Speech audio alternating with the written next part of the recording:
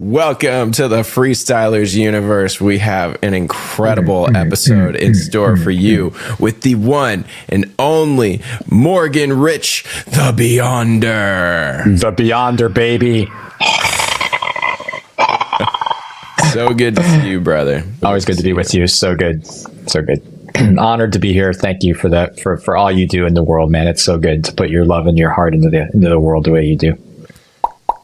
Thank you, my friend. And likewise. So to give you guys a little insight into who this man is, he travels the world taking people on adventures beyond themselves, beyond what they would traditionally believe is possible. Hence the name Beyonder, aka Shazam. Shazam, baby. Beyond the normal world. Also, we'll talk about the normal world, but yeah. Get beyond that, whatever's normal status quo shit. Absolutely. So where would you like to start? Do you want to go back to early childhood? Do you want to stick to something more in the present? Yeah, I think the place to start is with the book. So the excitement of this, giving and not giving a huge shit, is the book that just this week, after months of anticipation, is actually available for sale. It's going to be published. Bam! That's super fun. Let's grow, baby. So it'll be available in the middle of 2024, like May and June. Like it'll be printed, but now we can get all the beautiful momentum going. So I think that's the place to start, because that's the real juice of the whole deal. And I'm pretty uninterested in like sharing my story over and over and over again. I'm pretty tired of this, being caught in the story of how I got to this moment. Instead, just being like, let's be right here.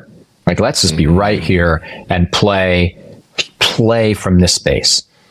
So the thing I would say is that would be the place to start. And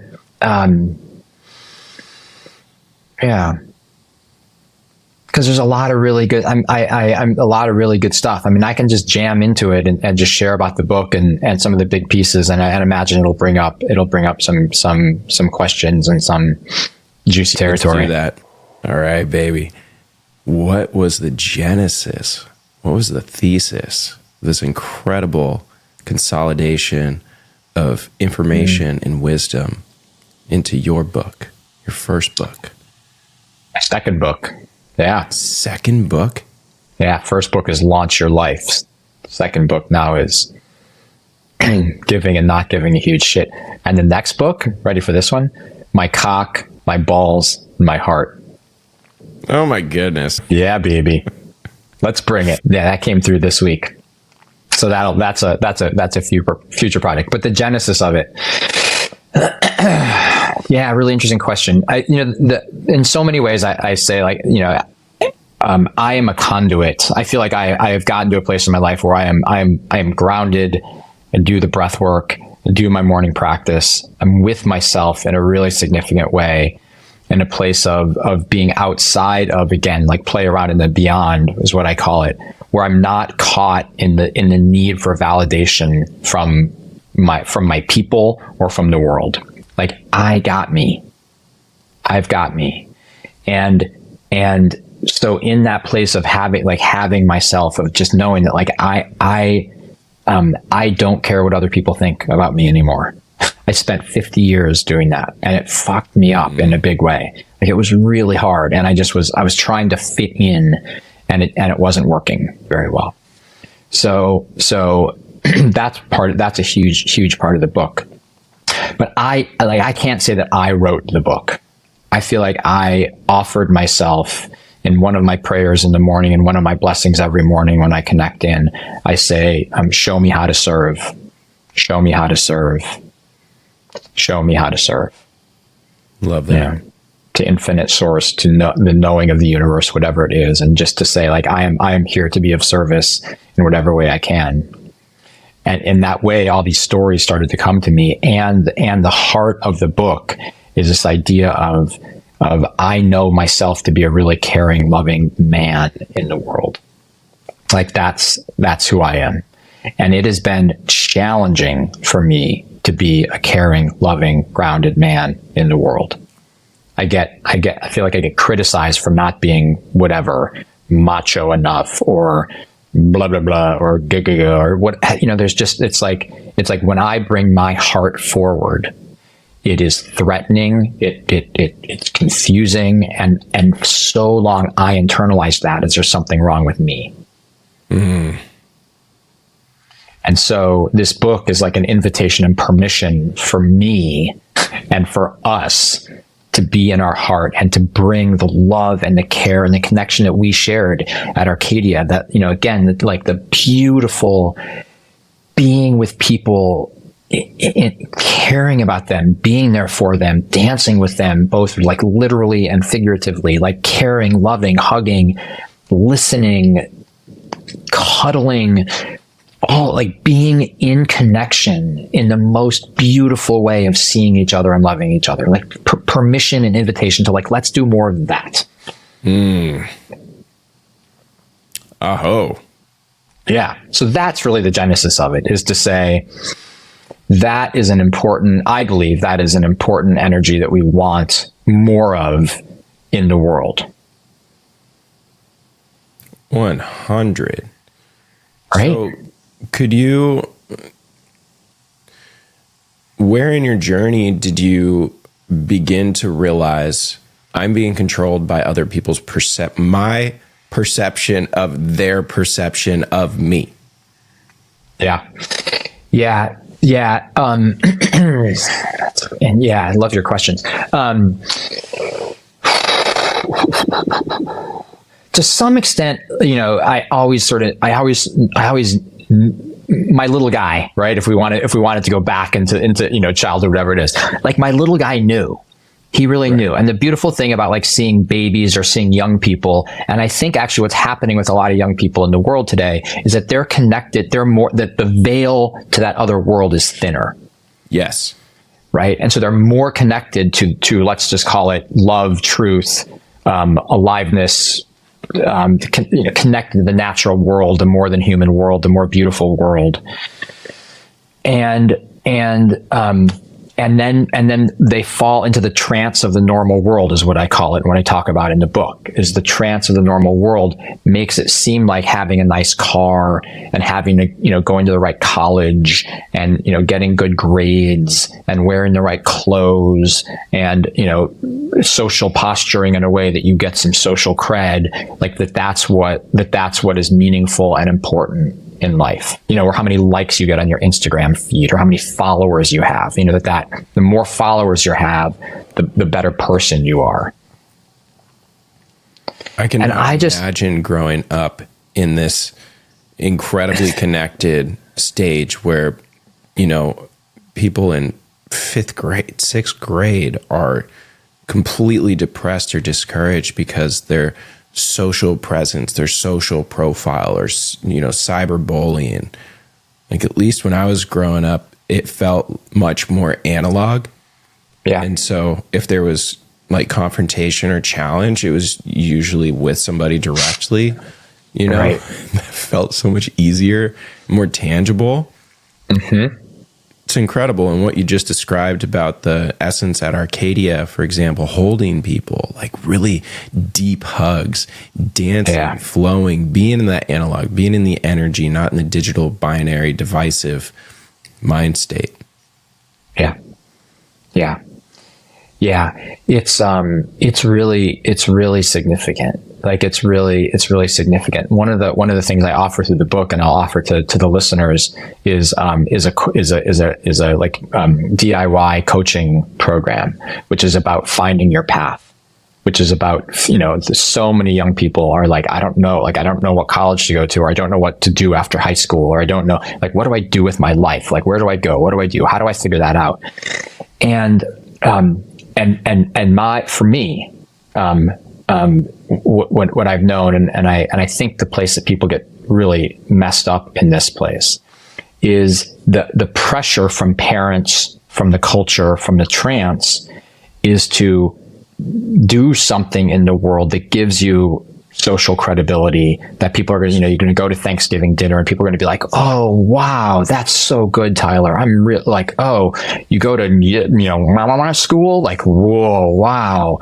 You work at place, it's just like, and so we get confused, because we think like, for me, like I thought that that's what I was supposed to do. And this goes to your previous question, like, when did I start to wake up to this?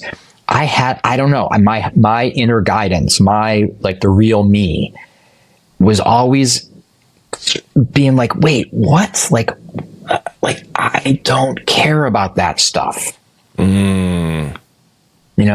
What I want to do is I want to love people. I want to be connected to people. I want to make friendships. I want to go explore the natural world. I want to be in the world in a way that feels nourishing and generative and alive and fun and playful and hard. Like I like the hard, difficult, dark places, the shadowy places. That's what we do at Arcadia also.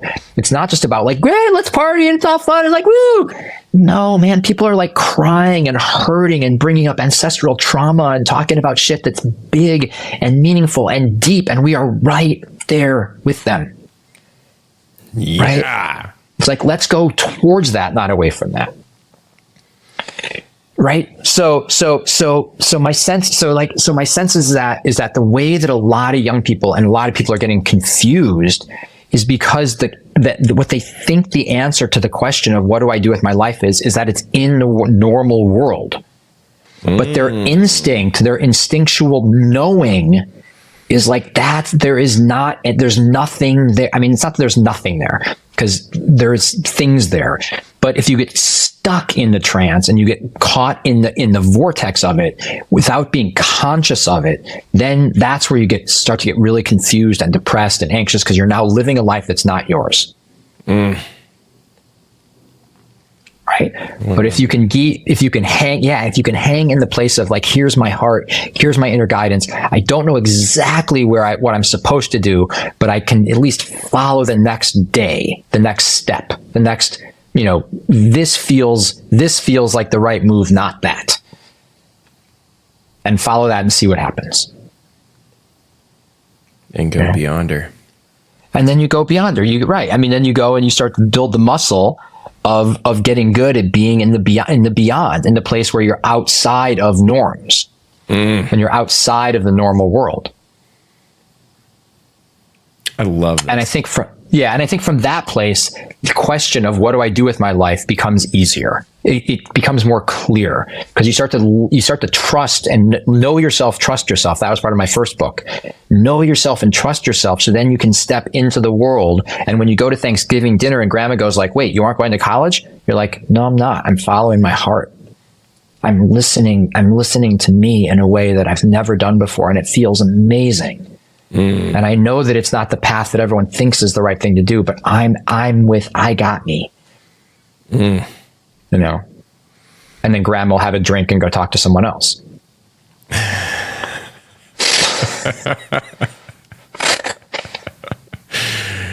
Wow. There's a lot in what you just shared. What's coming up for me in a massive way is the courage that it takes to follow one's own intuition and intuition. Yes. Right? The school from within. And the thesis of what do I do with my life is such a bonkers concept as a whole, as if some developing, growing, beaming spirit is now supposed to confine and consolidate their life into a single box. Oh. Love, baby. I knew it was coming. I was anticipating. I was waiting for it. I'm like, here it comes, baby. Here comes the love. Let's grow. Yeah. Oh, man. No, keep going there, because that's huge. No, that's huge. You're right on it. Stay there. Consolidating the heart into the mind is what's being asked by that very premise. The question of what do I do with my life? Yeah. Life is always here and now. There's no other time that life ever takes place. So what do I do with my life is a representation of my internal state and how I'm showing up in service for myself and others. That's right. And you're right on the courage piece, because the courage is it takes it that's the not giving a shit part, and it takes courage to not care what grandma and everyone else thinks, and it takes courage to say, hang on a second, I'm not actually going to do what I'm supposed to, should be, or what everyone else is doing. I'm going to actually stand over here in my heart, in my inner guidance, in my intuition, with myself.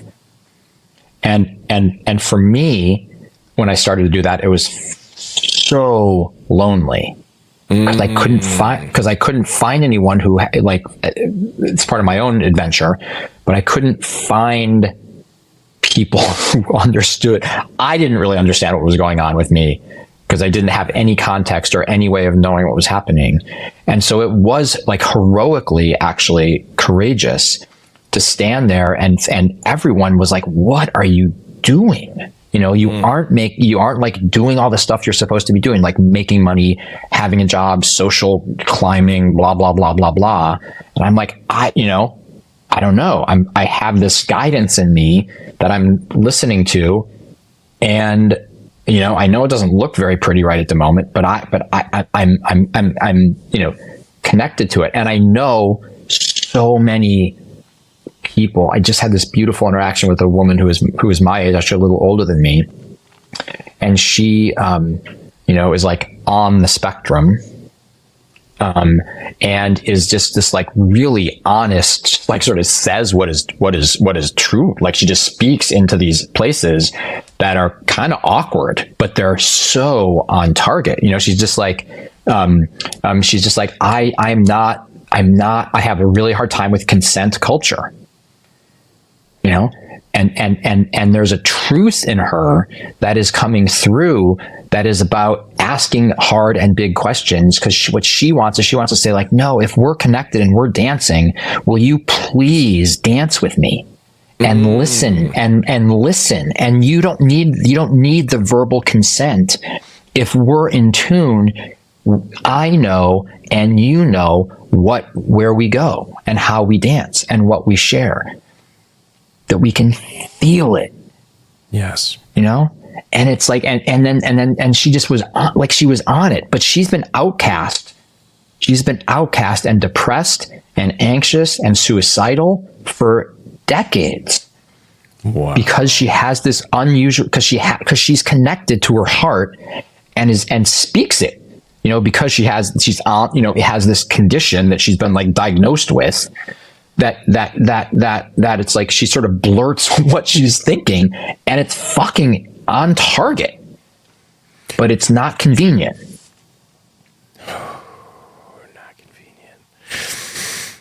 That's huge. As you were describing on the spectrum, what came up for me is it's actually a spectrum of giving a shit. Mm-hmm. The more that somebody is on the spectrum and doesn't actually care what others think, the more truth of their own intuition is coming through. And as long as things are framed in a way that's not like attacking or aggressive, the more revealing the questions and the style of interaction can really be. Yep. And my what's already happening with the book, which and to me, it's like, this is about the book, but this is about so much more than the book, because I know that there are so many. We run in like all, the people we run into at Arcadia, like it's a group of incredibly gifted, caring, thoughtful people. And there are so many of us in the world who are connected to, let's just say, the cosmos, to infinite wisdom, to, that we have sensibilities that the normal world thinks are very, very strange. Listening and talking to trees, having a relationship with water, being able to intuitively know what somebody else is thinking, to be able to feel the invitation to dance, to be able to, there was a beautiful, beautiful thing I saw yesterday, which was, when the Bushmen a Bushman, I don't know where the Bushman, Africa, maybe, whatever, this like beautifully indigenous old peoples, first found, and what he said was like, they were astounded that the modern, advanced people couldn't hear the stars. Mm.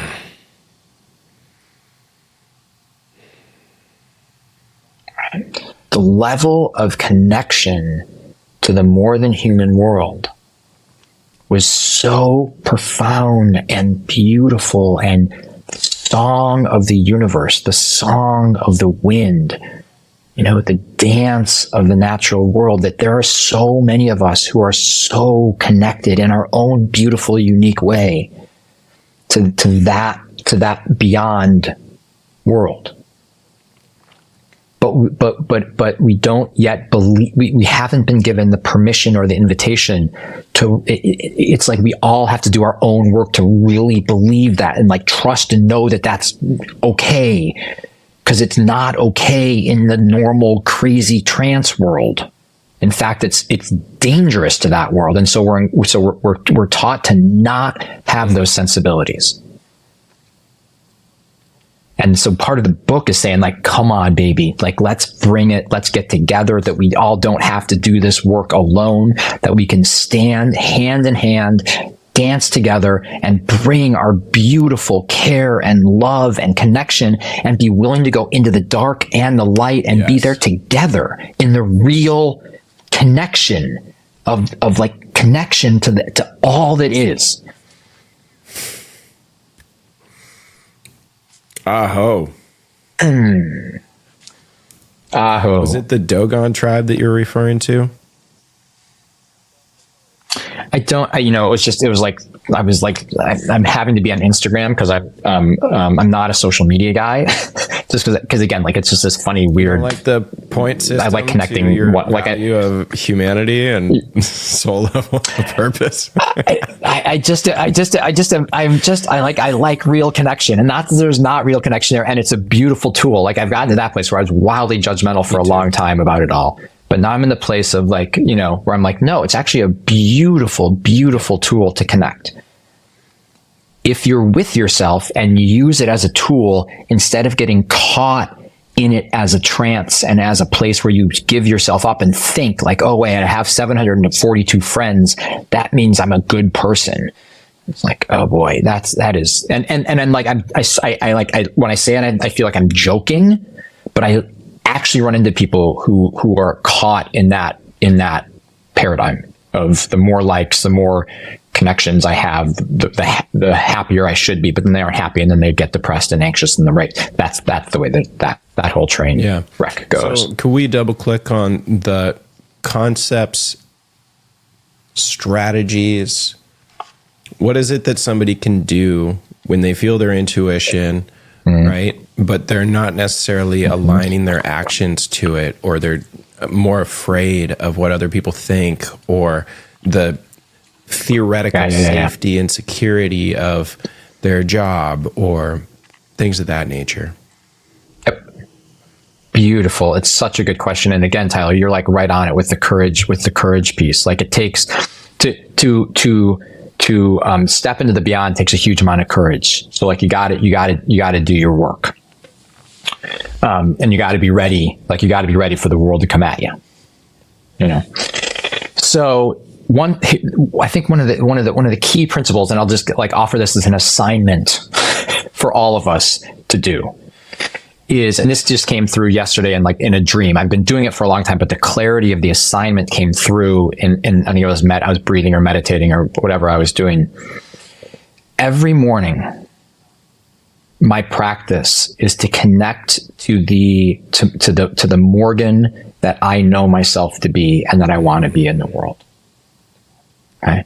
So I can feel what it feels like to be my most beautiful, vulnerable, powerful, present, loving, playful, goofy expression in the world. Like, I know what it feels like to be that dude. And so every morning, for some reason, I think in this particular version of human beingness, we have a hard time carrying that through from day to day. It's like when we sleep, we reset. or I could say I reset. Nice. And so when I wake up in the morning, if I don't tune into that dude, I can get lost fast. Right. And then I just end up like doing stuff that's not in alignment with that place.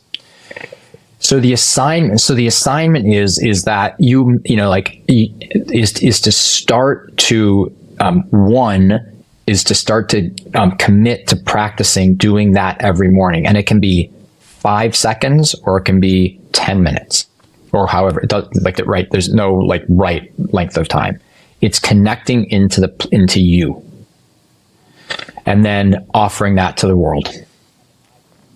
And then I build like breathing practices and yoga and meditation around that concept.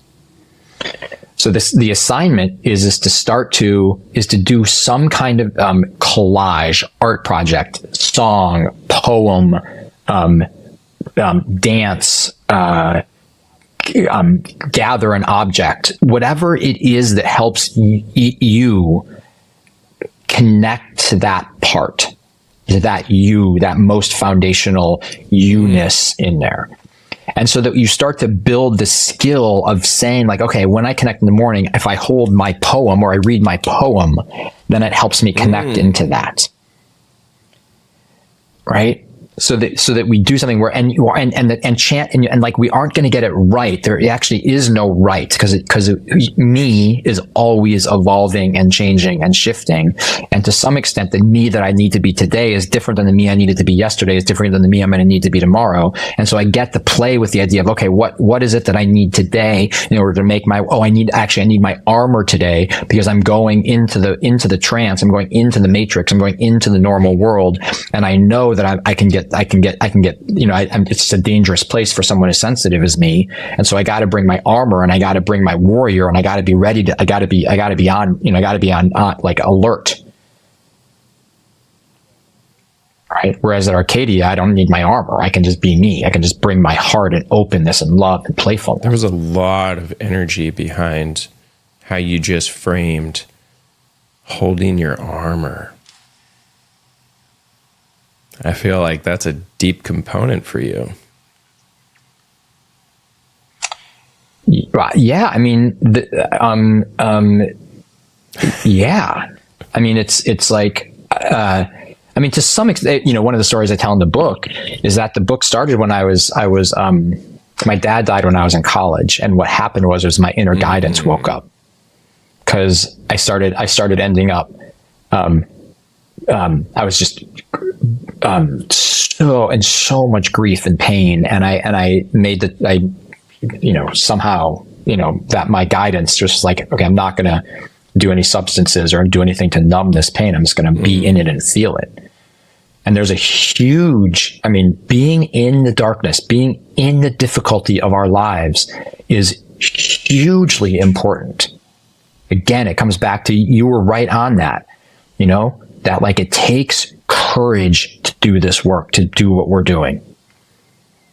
To give and not give a shit takes courage, and it takes strength. It takes like that. You got to be ready because it's all, I mean, it's all in, all access. Here we go. And I say the degree to which you are ready is a degree to which, like, you know, it's like the stronger, more grounded you are, the more messages, the more open, the more love that's coming. Absolutely.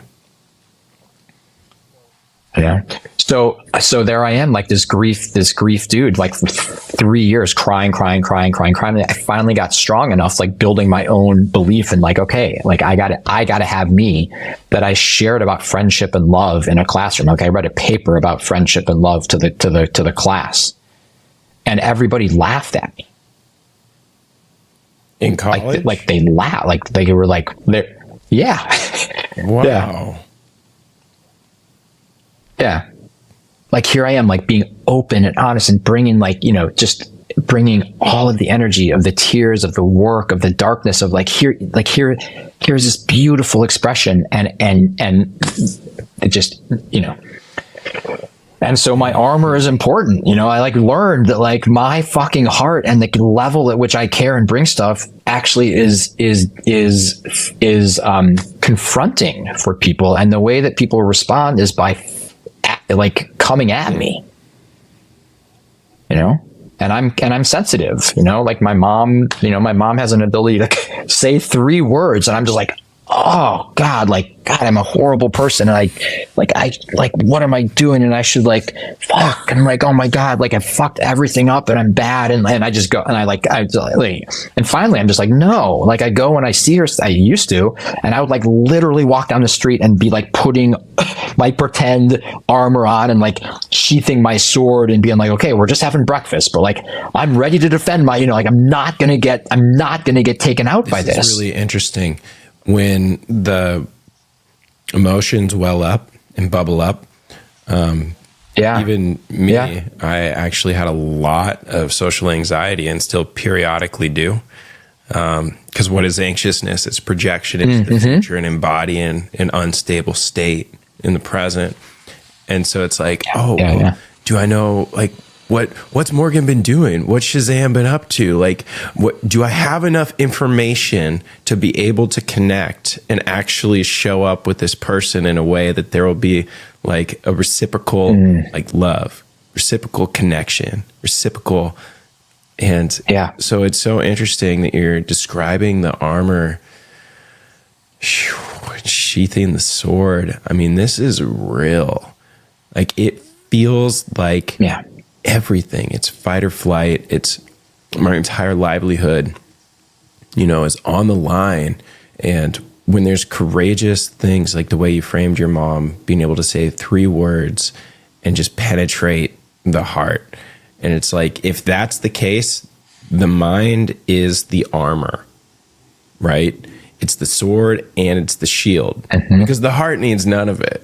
The heart is total presence, total connection, pure unity, oneness. There's no separation. It's all energetics. It's all felt. It's just this that's beautiful with the armor and stuff. And so as you were going through your journey and realizing when you're putting on your armor, what would you suggest for somebody else?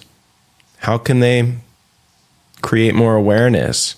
Know when it does feel good and it is supportive, because the heart is not, the mind is not open enough to let the courage of the heart be the leader 100% here.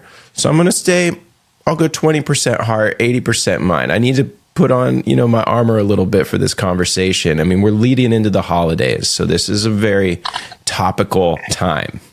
I joke all the time about coming home for Thanksgiving, because it's this very interesting, all family is there and you're supposed to tell your story about here's what I'm doing, and it's everyone has a checklist of okay, are you a good person? All right, boyfriend, girlfriend, partner, No. Okay, no, okay, are you passing your classes? Okay. Have you gone to too many frat parties? Okay. That could be a good one or a bad one, depending on if it's uncle, who you're talking to in the family. You know what I mean? It's like this referendum on am I a good enough person or not? And it's crazy town. Yeah. So yes, I love it, Tyler. You're so on it. And I just want to speak to the place of thank you for your vulnerability. Of course. And just sharing about your own questioning and your own okay, how is this feeling? How is this feeling for me? Am I ready? Am I prepared? Am I able to be present? Can I bring what I want to bring? Am I going to be, those are beautiful and significant questions. And double click on just it really quick. That's the thesis of Freestyler's universe. Freestyle is full presence, right? There is no anxiety in freestyle. It's flow.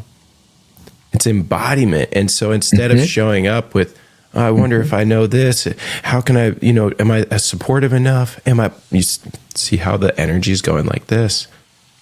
Yeah, right. Into presence, and how can I play with this?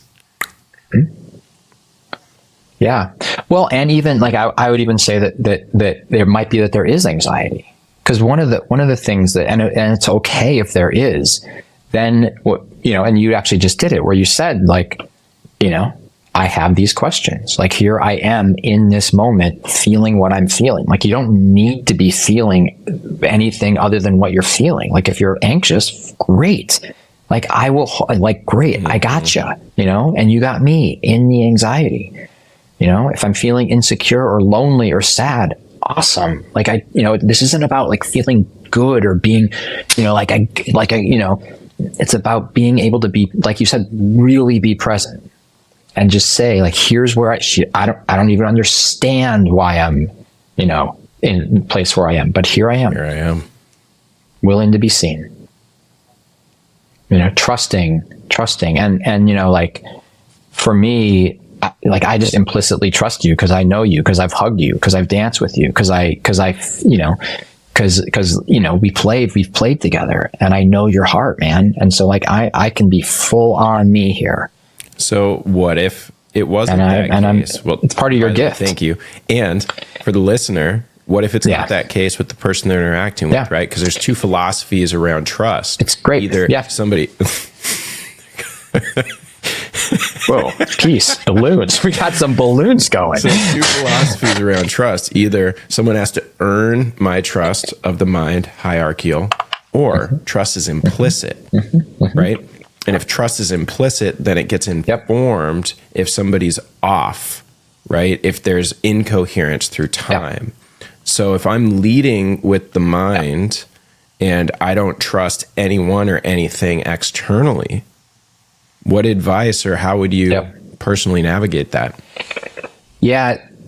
So here's how I've navigated it, and here's what I've learned over time. And again, it's part of the book, which part is it? It's about, well, part of it is just go and nap. Go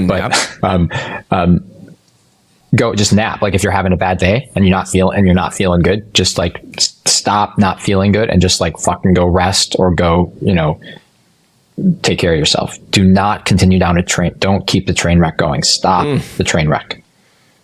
That's so good. And so the other, so good, brother. Yeah. Okay. Right. Did you hear that, listener? Yeah. When there is a train wreck happening, what do we do?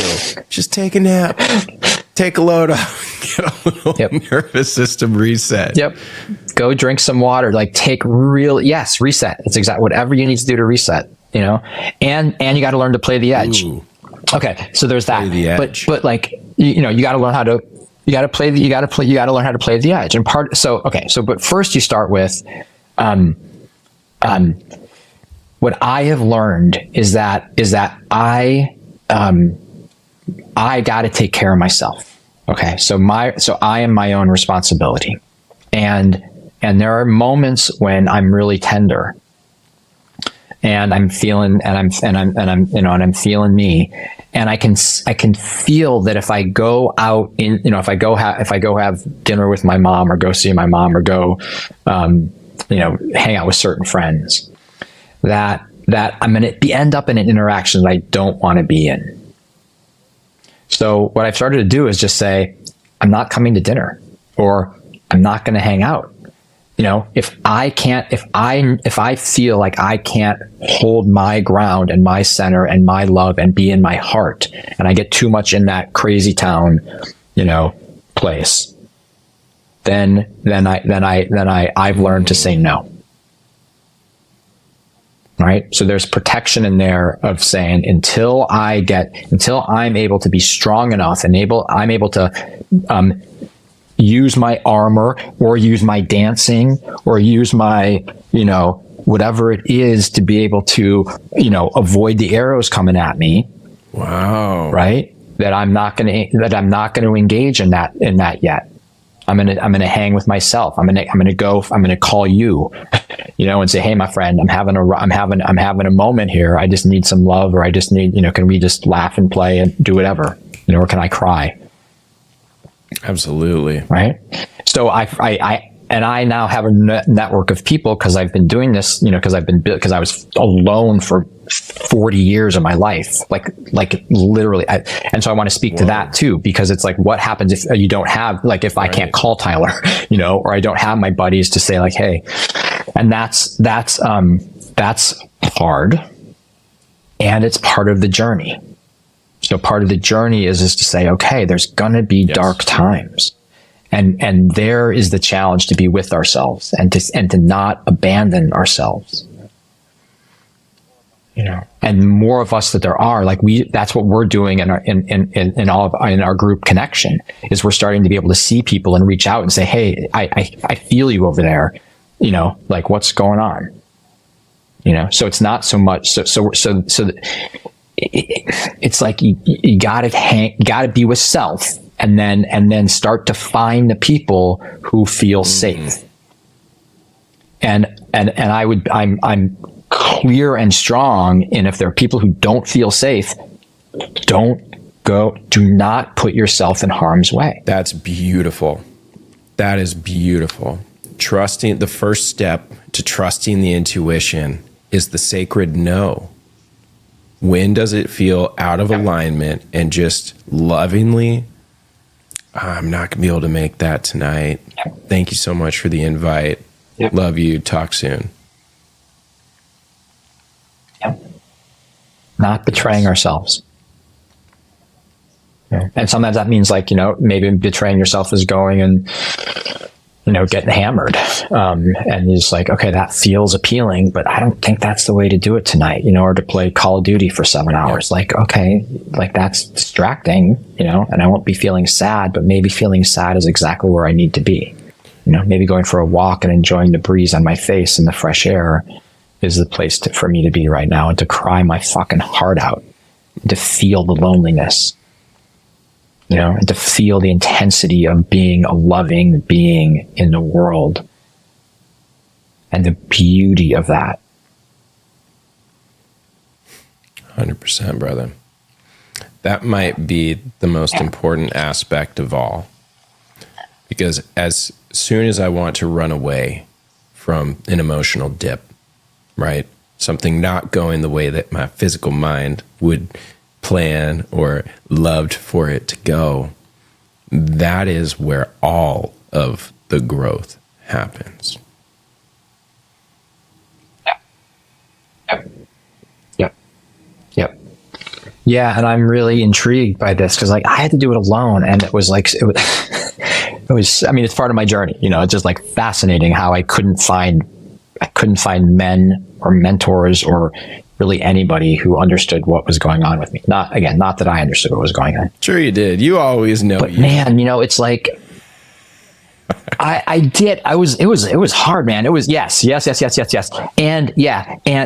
And my hope is that, like, we got to be in those dark places. Like, the work of being with self and being in the dark places and learning and growing is really I think so beautiful. And I've stopped making a distinction between like good, bad, right, wrong, light, dark. It's like, no, this is just life. This is life happening for me now. And this happens to be a little bit more uncomfortable. This happens to be a little bit more cryy than it is joyful. And I like that. Yeah, but it's like my hope with the energy in the book and the book itself is like that by supporting, and again, like there's so many young people who I'm connected to, and what's happening is that they're getting sort of into the trouble of their life, and I'm there supporting them. And then they kind of get the you know, it takes them a month instead of 40 years to kind of find it. And then they're with themselves in a different kind of way, trusting that, okay, my heart, I don't have to fight for my heart space. I am seen, I am loved, I'm acknowledged, I'm not alone in the world with this beautiful thing coming through.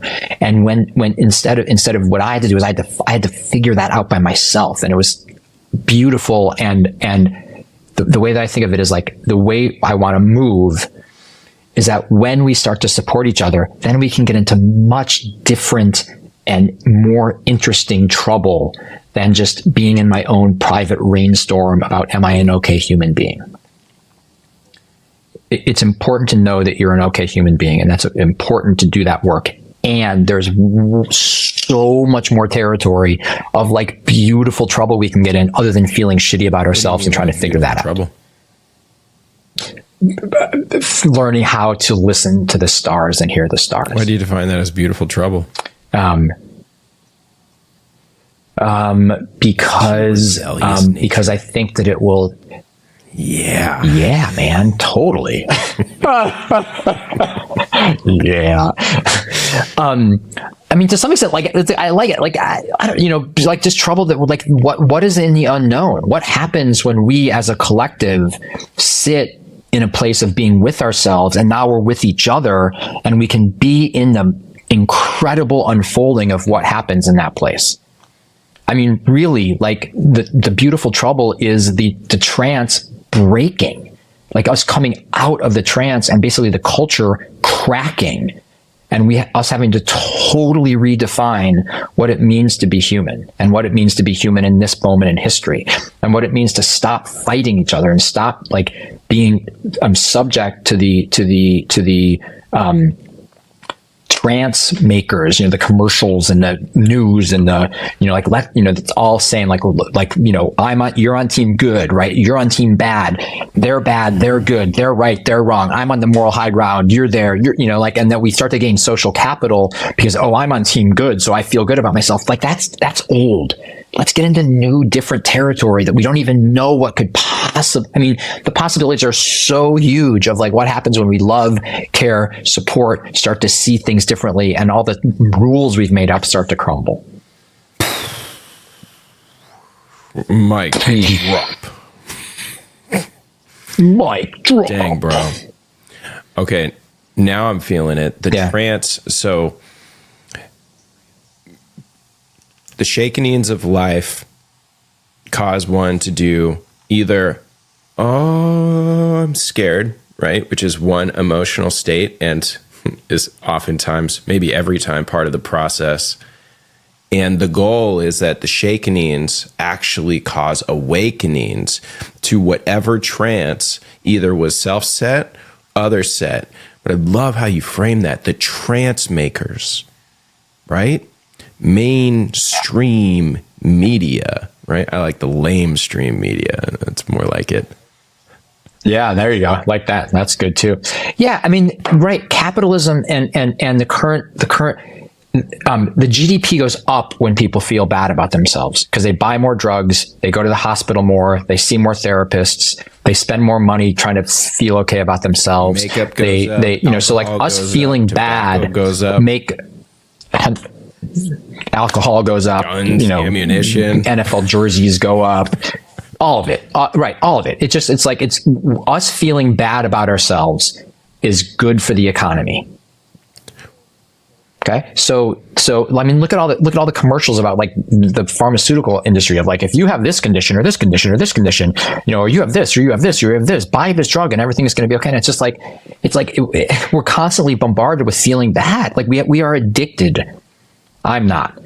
I'm stopping including myself. I've been including myself in that the whole time. It is easy to be addicted to feeling bad and being in the trance and like feeling broken. It's when I've stepped outside of it and look into the, I've traveled for the last year outside of the country, outside of the US. It's amazing coming back and just seeing how drawn to feeling bad people are. And then we want to, like, talk about how things are, like how shit things are and all the, and it's just amazing. Immersing with cultures that don't have TV, for example, are just like, you want to play soccer? Or football? Right? Right. Yeah. Let's go for a walk. In nature, connected.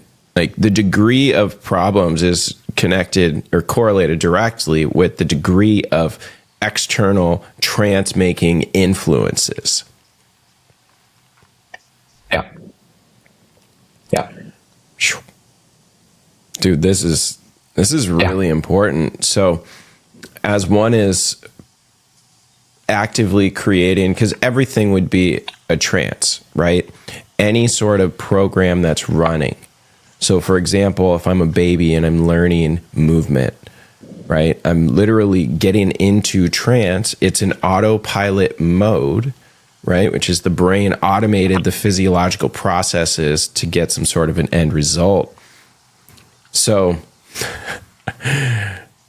the process that you described this morning, tapping into yourself, right? Who is my inner child? What does it feel like? Embodying what is a form of artistic expression that I really connect with? Is it a painting, right? Is it poetry? Is it for me freestyle, right? Is it creativity? Whatever. Yeah, right. Yeah. And then reflecting that back to self in the morning, like, yeah, look at this. You're awesome. Yeah. That's a place to, yep, 100%. And again, it's like calibrating to, it's calibrating to the positive, and it's calibrating to what's possible. And it's like anti-trance work. Calibrating to the positive. Because instead of to the expression of me being a loving being. And I really get that, like, listeners are, like, the other thing I like to say, like, there's nowhere to get to. It's not like I've arrived in the beyond and now I'm like, all right, I got this, man. Like, I'm here and like it's good. And if you all just get over here, then we'll all like groove down and be this. Like, fuck no, it's not. Like, there's not, like I'm at my stage of playing with this stuff. If you intentionally engage with being in your heart, with your inner guidance, and you've done it for 3 days and you're like, and you feel bad at it, it's like you're still in it, just like I'm in it. Like, we're in the game of intentionally bringing ourselves to our life, and we're gonna come up against challenges and difficulties and beautiful moments. Sometimes joy is the hardest thing to feel. Like, it's easy to be, we are addicted to feeling shitty. It is an addiction in this culture. Again, I don't want to say we, but like I notice it in myself, and I'm like, no, yes. I want to feel joy. And it's like, oh, whoa. Okay. How does that feel? Joy. Whoa. It's been a lot of years not in joy. Like, and then it comes back to that thing that you said, which is to step out of the addiction, to step out of the trance. You better be ready. Cause it's going to get real, and it's going to get hot, and it's going to get intense, and you're going to need to be able to hold down, get your ground. And that's part of the beautiful challenge of, like, you're going to mess it up. Like, I mess it up all the time, where you're like, oh, wobbly. And then you fall back into the old habit or the old thing. And you're like, oh, wait, rummaging around in there.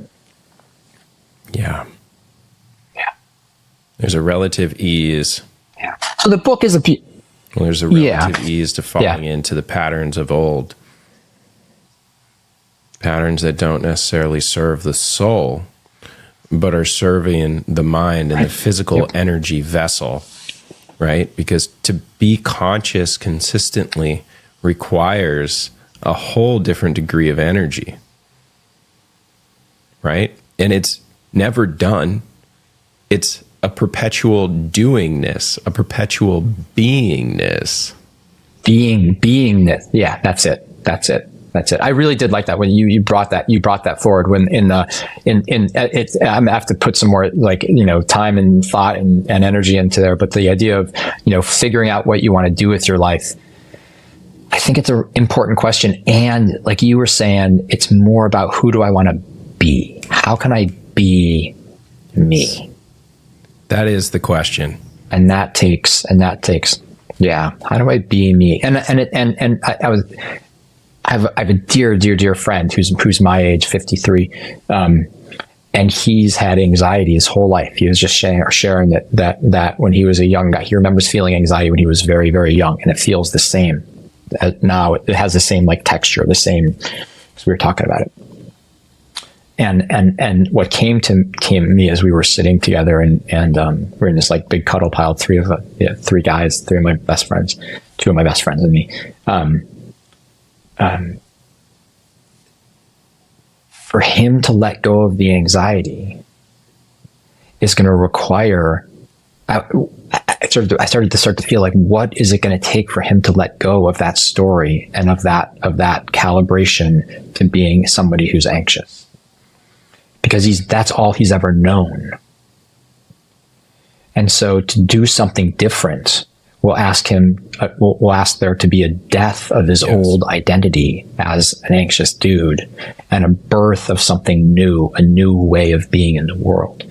And that is, that will offer challenges in a lot of ways that we could, some of which we could probably identify and some of which we don't have any idea of. But it's going to ask, it will, like, he will get to offer, talk about intensity and talk about like when we start to dance in this place of like giving and not giving a huge shit, it gets real and it's beautiful and it's challenging, and that's the space we get to hold. Yeah, I mean, otherwise we just live boring lives. That might be fine for somebody, but otherwise you just hang out in the trance. And so, and then there's some people who are just like, who don't want, who won't or can't or don't, like they're I was going to say happy in the trance. There's plenty of people that I've interacted with. There's plenty of versions of myself that have been fully content inside whatever degree of trance is taking place, whether it's cultural, societal, within my own body, right? Building in these new habits. One thing that I would love to reflect on real quick is, as you described one of your best friends and his state of being, there's the identity death component, right? And so let's bring that into the present. If I say I have X, Y, or Z, I am embodying that. There are no more powerful words that could be stated that this is a part of me, right? So to describe, I have a pattern or a tendency to get into anxious states of attachment or connection. Much more accurate description, right? And so then it's breaking that pattern and smoothing that out to realize, oh, this is a spike in energy. And a spike, I get to decide what I want to call it. So if it's a big spike, oh, my heart rate's going up. Well, what if I could reframe it to excitement? What if I could lean into that excitement? Right? Then it's not this massive, this was me, now this is me, black and white, on, off, binary. It's just the perpetual evolutioneering of who I choose to be. 100%. Again, another piece of the book, which is to say that how we talk to ourselves is we have to start to be generative, kind, nourishing, positive in our conversation with ourselves. And that means when things are going totally haywire, just like you said, oh my God, I'm having this reaction. Okay, how interesting. My heart rate's up. I'm scared. Okay, so what does that feel like in my body? Like, okay, so here I am having this, anxiety attack. But what it is it's just a series of experiences that my body's having, and I'm learning how to be, there's an opportunity to learn how to be more courageous in the moment with my body doing this particular thing. Like, this is me growing. This is me with a chance to step into a new way, to have part of my identity die, and that it's not like, I heard this great thing, which is to say, let me try to get it right. It's basically about diagnoses, and we diagnose things that help us feel broken, but that what we don't diagnose is I'm totally messing it up, but it's like it was this thing. It basically I'll get it at some point, but it's basically saying what you're saying, which is like we start to identify with diagnoses, and that they're there in order to have us identify, to keep people trapped in that expression of being a victim, of being whatever it is, and that once we start to separate ourselves from that experience and get stronger and get braver, then we start to become ourself and not the whatever someone's telling us we are. 100. Man, that's huge. Yeah. And it is about getting braver. It's like the anxiety doesn't change. That's actually like the anxiety piece doesn't change. What happens is we get stronger, braver, more capable of navigating it. And then we're just like, oh, okay, there's that feeling, that experience. And now I know I can step in there and play. And sometimes bring my armor because, I can bring my armor if I need it or not. So fun, my friend. I love this. There's one other thing that's really coming up for me big right here. Gross. Yeah. Gross domestic product. It's gross. All it is a measurement of activity. Gross. Interesting. It's not actually substance or essence. It's literally a description of movement. And so the busier, the more movement that we create as a society in this Western lens is better. Just movement. I don't know about you, but sometimes the best movement that I've had in my life is stillness. Yep. Bayo Akamalafe, beautiful man. It says, times are urgent. Times are urgent. There's a lot of urgency in the world. There's a lot of energy in the world. Let us slow down. Let us slow down so that we don't have to rush and find solutions. We don't have to figure it out. We don't have to do more. What the offering is, what the libation is to come into our hearts and to sit hand in hand and be in the urgency together in the calm and see what emerges. Is that why we call it an emergency? In fact, this emergency, because we merge. Oh, I love that, man. Yeah. A thing came to me so I'm gonna have a couple. I'm gonna do some dances. I'm gonna offer to the community a dance, and the dance is a dance of love and of peace and of dancing into the cracks and into the darkness. And so that the dance is like an ecstatic dance and or just a dance. And the idea being that when I dance with someone, I can feel the energetic exchange with them. Like my friend who said, we don't need to have consent. What we can do is feel our boundaries and feel the blocks and feel the places where we want to go and where we don't want to go. And through the dance, we can work into those and through those and be in that place. And then we can start to have a bigger expression. We can have a bigger expression of ourself through the dance. And so I thought in a dream it came of like, what if we dance for the world? What if we dance with the world, with a more than human world?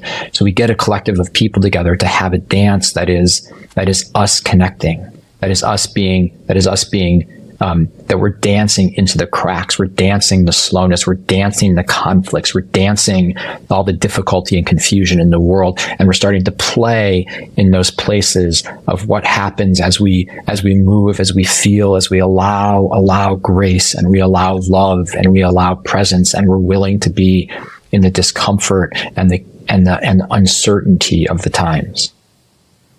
So we're going to be dancing this weekend and next and beyond, because why not dance when times are urgent? Let us dance and slow down. More again, richness. More again, baby. Shazizzle, beyonderness. Yeah. Love you, bro. Bam. So here's what I got, my friend. So on my website, morganrich.com, there's a little thing at the top that says like, Morgan's new book or the new book or something like that. If you go there and there's the promo code will be Shazam. Let's go, baby. That's the promo code, baby. And so what you get is you get a audio book, a copy of the book, and I have these DIY classes. And so you'll get the DIY class about finding your path. And so that's like whatever the cost of those things is, but it's like way discounted for $39. You get the book, you get the class, you get the audio book. Okay. So, you know, you get, I don't know, it's like 70% off or something like that. So Shazam is the code once you get into the, once you get into the site. Well, I have already pre-ordered my copy, my audiobook. I can't wait to explore. What's the timing on the shipment itself? When will we get our physical copy and or audiobook? What? Yeah, you get when you get physical copies. So it just, the book went to the editor recently. So we're looking at May and June of 2024. What? So it's a little ways out, but it's fun. And I know, man, what do we got? But it's coming. Don't you worry, my friend. Now of 2023. It's November. It is indeed. There's going to be all kinds of things in between, and there's going to be classes and adventures. And so if you want to come on an adventure, because I do, as you said, like take people on adventures. There'll be, I think I'm going to head down to Mexico and do some good things there, run an ultramarathon, do some training, and get a little ultramarathon action going on, which is, don't be, if you want to adventure in that realm, it's a fun thing to train for and to be able to do. I did, one this year, and I walked most of it. So it's, just about the process of going for it. Ultramarathon? It's more than 26.2. So the one I did was 65K. 50K is about 32 miles. And so I did a 50K and a 65K, and I didn't do them well. I mean, I had really good moments of being passed by people older and gimpier than me. I feel like I'm in pretty good shape. Like I pride myself on being in good shape. And so I'm like walking along, and this like guy with like a knee brace and like, he's like gimping around and just like runs past me. Like, man, this is a beautiful moment of me dealing with my ego. Let's go. Like this hurts, but it's just like, I'm running my race. I got this body. My knee is killing me. I didn't train, whatever. Like here I am in this beautiful moment of having to deal with, how do I navigate this incredible moment? And then I'm like, look, I'm out in nature, like walking and loving and breathing, and I'm not on my couch eating ho-hos. You just said it. I'm running my race. That is the only truth every time that perpetually exists through this entire incarnation. Running my own race. Yep. Hey, everybody. That's it. You want to play? Yep. And it was a beautiful confrontation. It was a crazy moment, Yeah. It's so beautiful. Morganrich.com. That's where you can find this guy, the home base, the Beyonder himself, ultramarathoner, adventurer extraordinaire. Man, thank you so much for hopping on. This has been such a pleasure, such a privilege. And I look forward to many, many more adventures, more podcasts, getting into your audiobook and your physical book. And I can't wait, dude. I want to experience my first ultramarathon. That sounds amazing. Yeah, man. Cool. That'd be really fun. Yeah, let's do it. I know there's a Ben also is totally into it too. So we'll get a good crew here. Community about it. All right. At Tyler the Drake on all platforms, tylerthedrake.com. If you want to check me out, please like, subscribe, comment, send this to one friend that you believe is going to be deeply impacted by the heart message here from our beautiful brother, Morgan Rich. Thank you so much, brother. Catch you soon. Yeah, you're welcome. Thank you, my friend. Baby. So soon.